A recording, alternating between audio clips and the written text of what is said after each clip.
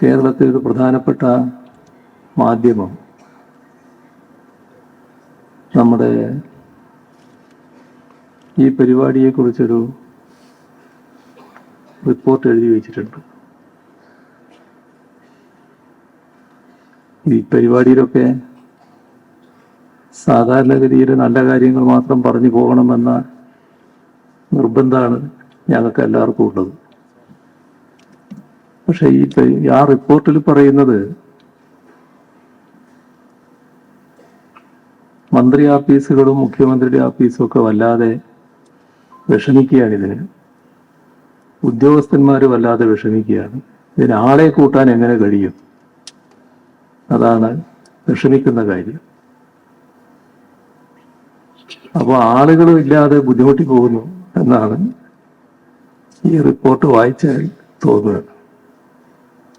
യഥാർത്ഥത്തിലൊരു വിഷമമുണ്ട്. ഈ ഹാളിൽ ഒതുങ്ങുന്ന ആളല്ലേ വീണ്ടും.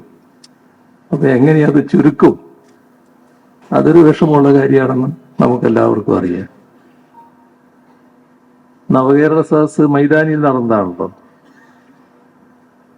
അവിടെ ആളുകൾ എത്ര വന്നാലും സാരമില്ല നമുക്ക് കണക്കാക്കാം. പക്ഷെ അവിടെയും വിഷമിച്ചല്ലോ. ചില മൈതാനിക്ക് താങ്ങാൻ പറ്റിയില്ലല്ലോ ആ സദസ്സിന്. അത്രമാത്രം ആളുകളല്ലേ ചില മൈതാനികളിലെത്തിയത്. പലയിടത്തും നവകേരള സദസ്സിനെ താങ്ങാൻ പറ്റുന്ന മൈതാനിയില്ല എന്ന് നമുക്ക് ബോധ്യമായല്ലോ. ഇപ്പോ 3 പരിപാടി കഴിഞ്ഞു. വിദ്യാർത്ഥിയും യുവജനവും മഹിളയും. ഈ സർക്കാർ ഒരു LDF സർക്കാരാണല്ലോ. LDF എന്ന് പറഞ്ഞാൽ വിവിധ കക്ഷികൾ അടങ്ങുന്നൊരു സർക്കാരാണല്ലോ. ഈ പറഞ്ഞ വിദ്യാർത്ഥിയായാലും യുവജനമായാലും മഹിളയായാലും ഒരു ഹാളിൽ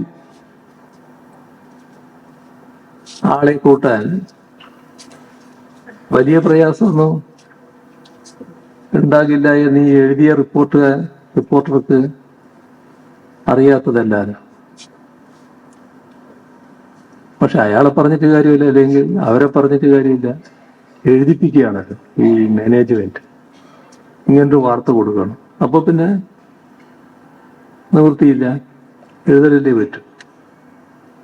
കാരണം ഇവിടെ ഇപ്പോ ക്യാമറകളുമായിട്ട് നമ്മുടെ എല്ലാ മാധ്യമങ്ങളുടെയും ആളുകളുണ്ടല്ലോ. അതിൻ്റെ കൂടെ ആ ക്യാമറാമാൻ മാത്രമല്ല, ഓരോന്നിൻ്റെയും റിപ്പോർട്ടറും ഉണ്ടല്ലോ.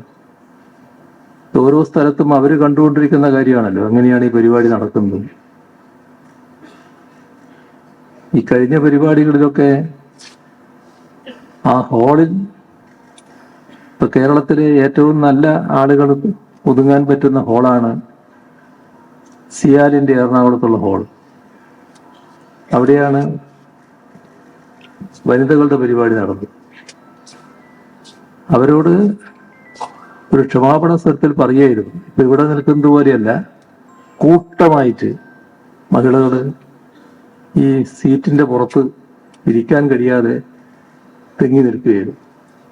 ഒരു ക്ഷമാപണ രീതിയിൽ പറഞ്ഞു, ഇതേ മാർഗമുള്ളൂ, വേറെ വഴിയില്ല, നമ്മൾ ഏറ്റവും വലിയ ഹോള നിലക്കാണ് ഇവിടെ കണ്ടെത്തിയത്, അപ്പൊ ഇതുമായി സഹകരിക്കാനല്ലാതെ വേറെ മാർഗമൊന്നുമില്ല എന്ന് അവരോട് പറയേണ്ടതായിട്ടുള്ളൂ. അപ്പൊ അവിടെയും ഇത് സംഘടിപ്പിച്ചവര് വിഷമിച്ചു. പക്ഷെ ആളെ കൂട്ടാനല്ല, ഈ ആള് കൂടിയപ്പോ അവർക്ക് എങ്ങനെ ഇരിപ്പിടൊരുക്കും എന്നുള്ളതിലാണ് ആ വിഷമം ഉണ്ടായതെന്ന് അർത്ഥം. ഒരു തരം പ്രത്യേക മനസ്ഥിതിയോടെ ഇത്തരം കാര്യങ്ങൾ കാണാൻ പാടില്ല. ഇതെല്ലാം എഴുതിയിട്ടുള്ള ഫലം എന്താണെന്ന് ഇന്നലെ കണ്ടില്ലേ? അവിടുന്നെങ്കിലും മനസ്സിലാക്കാൻ പറ്റണ്ടേ കാര്യങ്ങൾ? ഇതിനൊന്നും നമ്മുടെ നാട്ടിലെ ജനങ്ങൾ നിങ്ങൾ ഉദ്ദേശിക്കുന്ന രീതിയിലല്ല കാര്യങ്ങൾ എടുക്കുന്നത്. ശരിയായ വിവേചന ബുദ്ധി ജനങ്ങൾ പ്രയോഗിക്കുന്നുണ്ട് എന്ന് അനുഭവത്തിലൂടെ മനസ്സിലാക്കാനെങ്കിലും ഇത്തരം മാധ്യമങ്ങൾക്ക് കഴിയണ്ടേ? മാധ്യമത്തെക്കുറിച്ച് പറയാനല്ല ഇത്. പക്ഷെ എങ്ങനെ പറയാതിരിക്കും? ഇതുപോലെ പച്ചയായ ഒരു വസ്തുതാവിരുദ്ധമായ കാര്യങ്ങൾ അവതരിപ്പിക്കുമ്പോൾ അത് കണ്ടില്ല എന്ന് നടിക്കാൻ പറ്റും. അതുകൊണ്ട് പറഞ്ഞു എന്ന് മാത്രമേ ഉള്ളൂ. ആളുകളെ കൂട്ടാനല്ല പ്രയാസപ്പെടുന്നത്, ആളുകൾ അധികരിച്ചു പോകാതിരിക്കാനാണ്. എങ്ങനെയാണ് ഇപ്പൊ സംഘടിപ്പിക്കുന്നത്? അതും ഈ എഴുതിയ ആൾക്ക് മനസ്സിലാക്കാനല്ലെങ്കിലും ആ വാർത്ത വന്നതുകൊണ്ട് അതും പറയുന്നതാണ് നല്ലതെന്നാണ് ഞാൻ കരുതുന്നത്.